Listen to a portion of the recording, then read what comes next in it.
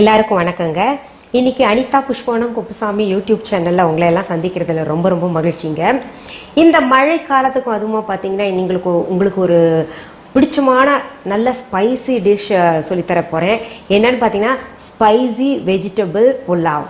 ரொம்ப நல்லா இருக்கும், காரசாரமாக இருக்கும். ஏன்னா இந்த மழை காலத்தில் ஏதாவது காரமாக சாப்பிட்ணுன்னு யோசிப்பீங்க இல்லையா? சரி, அதற்கு தேவையான பொருட்கள் என்னென்னு பார்த்துடலாங்களா?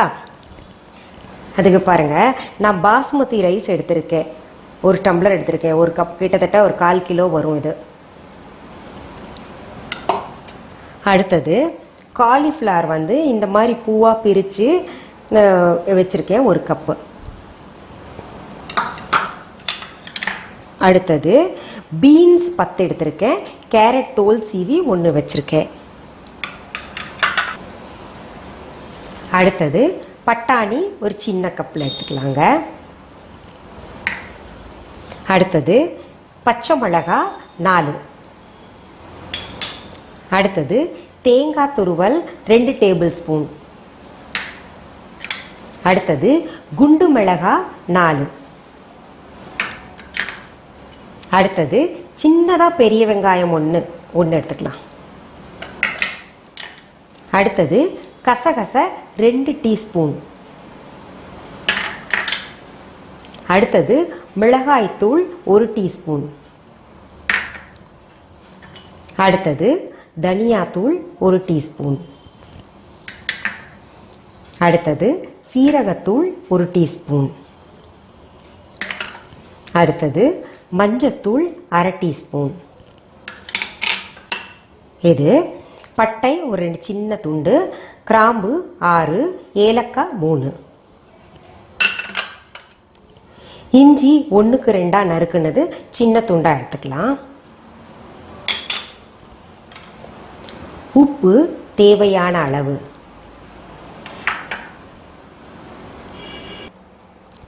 நெய் 2 டேபிள் ஸ்பூன். அப்புறம் தேவையான அளவு தண்ணி எடுத்துக்கணுங்க. நான் என்ன பண்ணியிருக்கேன்னா, இந்த பாஸ்மதி அரிசி இருக்கு இல்லையா, அதை நல்லா கழுவி ஒரு 15 நிமிஷம் ஊற வச்சுட்டேங்க.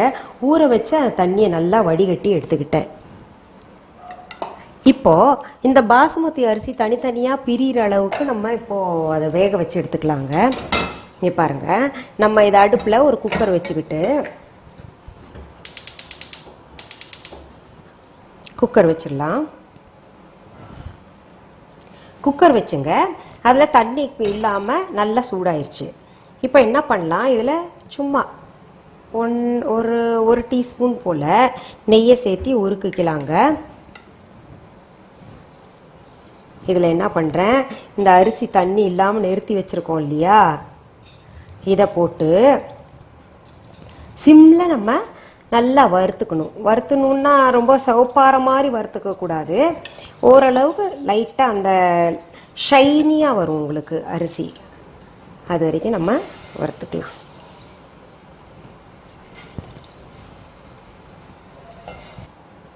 இதை நம்ம சிம்மில் வச்சு விட்டுறலாங்க. சிம்மில் வச்சு தான் செய்யணும், ஏன்னா அவசர அவசரமாக செஞ்சோன்னா அது 1க்கு 2 அரிசி உடஞ்சிரும். இப்போ பாருங்கள், நான் சிம்மில் வச்சுட்டு இதை வறுக்கிறேன். நம்ம என்ன பண்ணலாம், இது அப்படியே இருக்கட்டும். இப்போ என்ன பண்ணணும், நம்ம நெக்ஸ்ட் ப்ராசஸ் பண்ணலாங்க. இப்போ அரைக்க வேண்டியது என்னெல்லாம்னு பார்த்தீங்கன்னா, பச்சை மிளகாய் அரைக்கணும், இந்த தேங்காய் அரைக்கணும், துருவி வச்ச தேங்காய், அப்புறம் இஞ்சி அரைக்கணும், அடுத்தது பட்டை கிராம்பு ஏலக்காய், அடுத்தது கசகசாவும் போட்டுக்கலாங்க. இதெல்லாம் போட்டு தண்ணி லைட்டாக ஊற்றி நம்ம அரைச்சி எடுத்துக்கலாங்க. இப்போ பாருங்கள், நம்ம இது கலந்துக்கிட்டே இருக்கணும். அது தண்ணி இருக்கிறதெல்லாம் சுண்டிடணும். சுண்டி ஒரு மாதிரி ஷைனிங் கொடுக்கும். அப்போ இது பண்ணிக்கலாம். அது பாட்டுக்கு அது இருக்கட்டும். நான் இப்போ மிக்சியில் போட்டு அரைச்சேன்ல, இந்த மாதிரி நைஸாக அரைச்சி இந்த விழுது எடுத்து வச்சுக்கிட்டேங்க. அடுத்தது நம்ம என்ன பண்ணலாம், அதுக்கு நடுவில் அது வறுபட்டுக்கிட்டே இருக்கட்டும். நம்ம இந்த காய்கறிகளை வேக போட்டுடலாம். அரை வேக்காடு இருக்கணும் இந்த காய்கறி. எவ்வளோ பெருசு வேணும்னா இங்கே பாருங்கள், இவ்வளோ பெருசு இருந்தால் போதுங்க. இந்த மாதிரி இந்த சைஸில். கேரட்டும் அதே மாதிரி தான் நறுக்கிக்கலாம் நம்ம அதுக்குள்ளே. இப்போது கேரட்டும் பீன்ஸும் நான் நறுக்கி வச்சுட்டேன். அடுத்தது இந்த பெரிய வெங்காயத்தையும் நல்லா நீளமாக நைஸாக இது பண்ணிக்கணும், அறுத்துக்கணும். நீளமாக இருக்கணுங்க.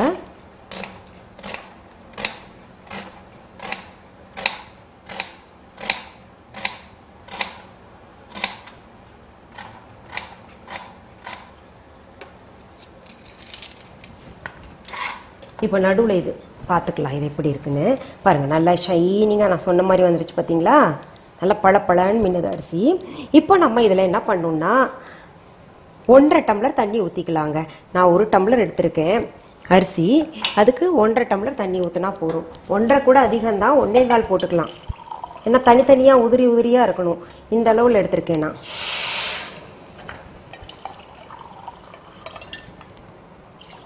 அவ்வளோதான். இதில் என்ன பண்ணலாம், நம்ம கொஞ்சம் உப்பு சேர்த்துக்கலாங்க. உப்பு சேர்த்து சரியாக கலந்து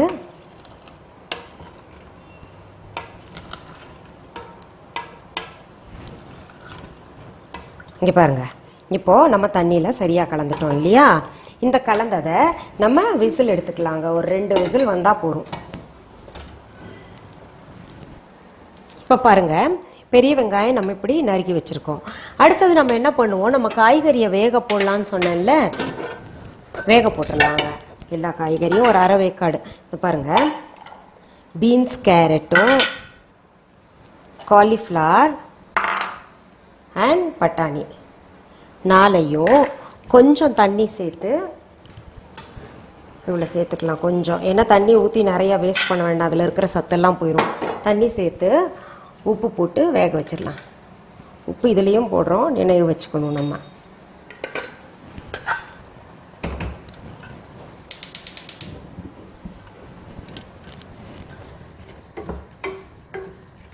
வேகட்டும். அதுக்கு நடுவில் நம்ம இன்னொரு வேலை இருக்குங்க, இது வேகட்டும். அடுத்தது இந்த பெரிய வெங்காயம் நான் வந்து நைஸாக நீளமாக நறுக்கியிருக்கேன் இல்லையா? அதை என்ன பண்ணும், கார்னிஷிங்க்கு பொதுவாகவே எல்லாருமே கொத்தமல்லி இலைகள் போடுவாங்க. நம்ம இதில் வந்து கார்னிஷிங்க்கு வெங்காயத்தை நல்லா வதக்கிக்கணும். நல்லா வதக்குற மாதிரி வதக்கிட்டு லாஸ்ட்டில் அது கார்னிஷிங்க்கு அதான் பயன்படுத்த போகிறோம். அது நல்லா சூடாயிருட்டுங்க. இப்போ பாருங்கள், இந்த இது நல்லா சூடாயிருச்சு, தண்ணி எல்லாம் போயிடுச்சு.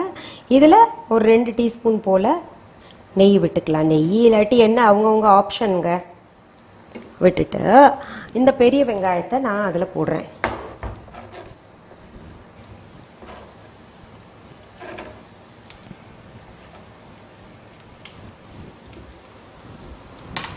பெரிய வெங்காயத்தை போட்டு நல்லா ஒரு மாதிரி ப்ரௌன் கலரில் இருக்கிற மாதிரி வறுக்கணும் நம்ம.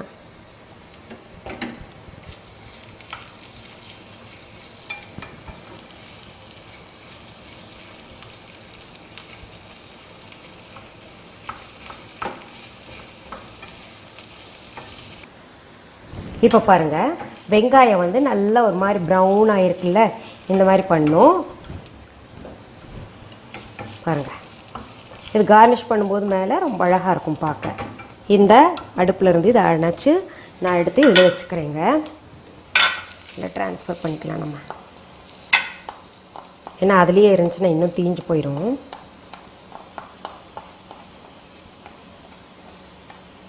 இப்போ பாருங்கள், நான் வச்ச தண்ணி வந்து நல்லா சரியாக வேகப்போ சுண்டிருக்கு. இப்போது இதையும் அடுப்பில் இருந்து இறக்கிடலாம். இப்போ பாருங்கள், அரிசி எவ்வளோ நீளமாக இருக்குது பார்த்தீங்களா? உதிரியாக இருக்கணும், இப்படி ஒன்றோட ஒன்று ஒட்டாமல். அது வெந்தது நம்ம சரி பக்குவமாக வெந்திருக்கு. எடுத்து இந்த பக்கம் வச்சுக்கலாம். அடுத்தது என்ன பண்ணுவோங்க, நம்ம இந்த பேன் இன்னொரு இது எடுத்து வச்சுக்கலாம். பாத்திரம் எடுத்து அடுப்பில் அது சூடாக வைக்கலாங்க. இருக்கிற நெய்யெல்லாம் போட்டுக்கலாம் நம்ம.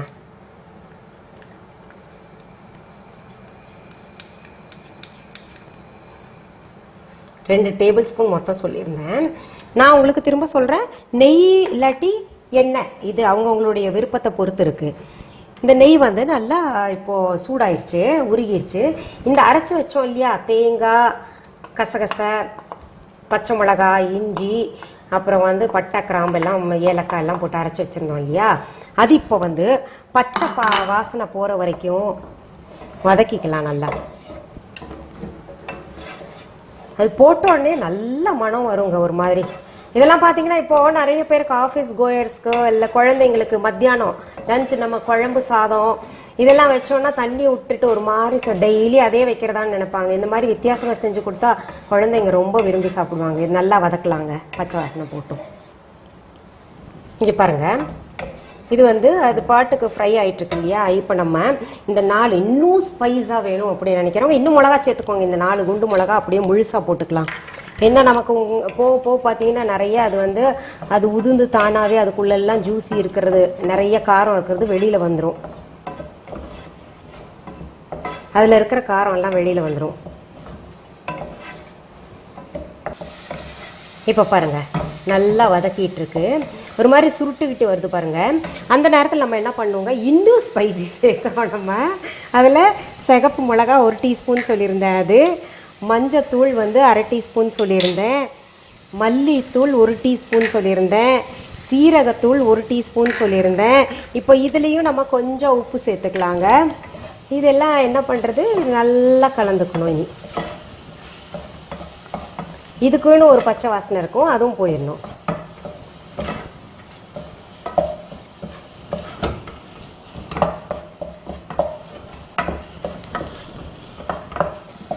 இப்போ பாருங்கள் நல்லா அந்த போட்ட மசாலா எல்லாமே கூட பச்சை வாசனை போயிடுச்சு.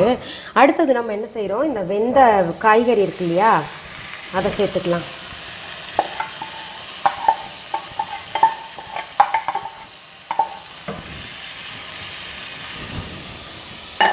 சேர்த்து லேசாக தண்ணி தெளிச்சுக்கலாங்க.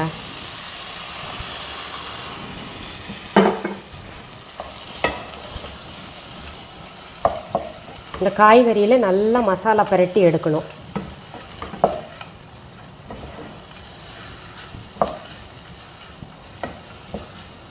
நல்லா கலந்துக்குச்சு பாருங்கள். நம்ம காய்கறியில் இது உப்பு போட்டிருக்கோம், சாதத்துலேயும் உப்பு போட்டிருக்கோம், அதனால் பார்த்து இனிமேல் உப்பு சேர்க்கணும்.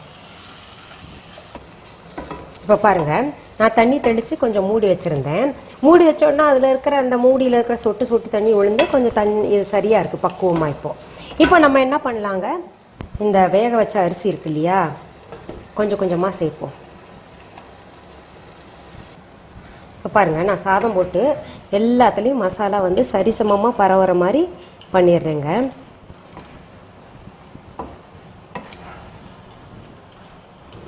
எல்லாம் அரிசி உடையாமல் நம்ம பக்குவமாக திருப்பணும். பாருங்கள் எவ்வளோ கலர்ஃபுல்லாக இருக்குல்ல. நல்லா குளிர் காலத்துக்கு இந்த டிஃபன்லாம் கொண்டு போனால் நல்லா சாப்பிட்லாங்க. இப்போ நான் அடுப்பை அணைச்சிட்டேன், இப்போ ட்ரான்ஸ்ஃபர் பண்ணிடுறேன்.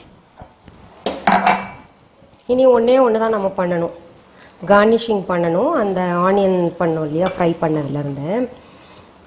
இது என்னென்னா நமக்கு 2 in 1ங்க, ஹெல்த்துக்கு ரொம்ப ரொம்ப நல்லது. ஏன்னா வெஜிடபிள்ஸ் குழந்தைங்களுக்கு தனியாக காய்கறி செஞ்சு தந்தோன்னா அது சாப்பிடவே மாட்டேங்கிறாங்க பிள்ளைங்க. அதனால் இது காய்கறி போட்டு விதவிதமான புலாவ் பண்ணலாம். நான் உங்களுக்கு போக போக பார்த்தீங்கன்னா விதவிதமான புலாவ், ரைஸ் வெரைட்டிஸ் எல்லாம் சொல்லித்தரேங்க.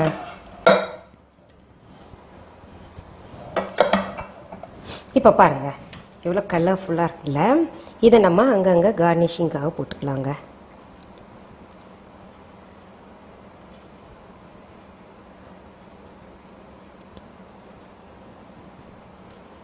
என்னங்க, நீங்கள்லாம் அனிதா புஷ்பானம் குப்புசாமி யூடியூப் சேனலில் நான் செஞ்ச சமையலை, அதாவது ஸ்பைசி வெஜிடபிள் புலாவ் செஞ்சதை நீங்கள் என்ஜாய் பண்ணிங்களா? இதை செஞ்சு பாருங்கள், நிச்சயமாக உங்களுக்கு பிடிக்கும்.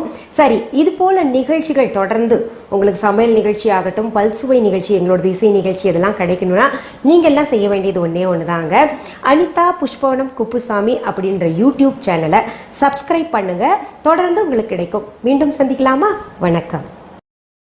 அன்பான வாடிக்கையாளர்களே, உங்கள் விஹா ஸ்டோரில் பூஜை பொருட்கள், சிலைகள், ராசிக்கற்கள், வாஸ்து பொருட்கள், விதைகள், பாரம்பரிய அரிசி வகைகள், சிறுதானியங்கள், ஆர்கானிக் பொருட்கள், மூலிகை எண்ணெய், மளிகை பொருட்கள், மரச்செக்கு எண்ணெய், மரப்பொருட்கள், வெள்ளி ஆபரணங்கள், கிஃப்ட் ஆர்டிகல்ஸ், காட்டன் மற்றும் பட்டு புடவைகள், காட்டன் சுடிதார்கள், பட்டு பாவாடை, குழந்தைகளுக்கான விளையாட்டு பொருட்கள், ஹை குவாலிட்டி இமிடேஷன் நகைகள், வீட்டு உபயோக பொருட்கள், ஜூட் பேக்ஸ், ஹேண்ட்மேட் சோப்ஸ், அழகு சாதன பொருட்கள், சிறுதானிய பிஸ்கெட்டுகள், ஹோம் அப்ளையன்சஸ், இன்னும் பற்பல பொருட்கள் விற்பனைக்குள்ளது. விஹா ப்ராடக்ட்களை நீங்கள் வாங்க விரும்பினால் அது எங்களுடைய viha.online வெப்சைட் மற்றும் சென்னை ராஜா அண்ணாமலைபுரத்தில் உள்ள எங்கள் விஹா ஸ்டோரில் மட்டுமே கிடைக்கும் என்பதை தெரிவித்துக் கொள்கிறோம். வேறு எந்த ஆன்லைன் வெப்சைட்களிலும் விஹா ப்ராடக்ட்கள் விற்பனைக்கு கிடையாது என்பதை நீங்கள் கவனத்தில் கொள்ள வேண்டும்.